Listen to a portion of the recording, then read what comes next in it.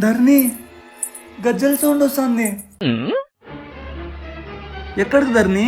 చూడు ప్రశు, నువ్వు ఆఫీస్ లో వర్క్ చేసావో లేదో నాకు తెలియదు, కానీ నేను ఇంట్లో వర్క్ చేసి చాలా అలసిపోయా. హే జస్ట్ జోక్ చేసిన. రా పడుకుందా రా.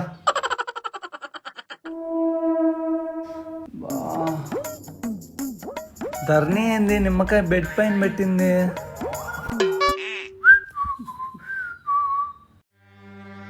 ధర్ని ఏంటి నిమ్మకాయ ఇక్కడ కూడా పెట్టింది?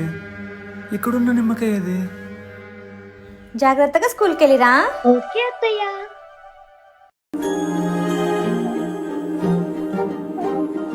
అణు అణువు అలలెగసే ఓ ఆనందమే కనులెదుటే నిలిచెనుగా.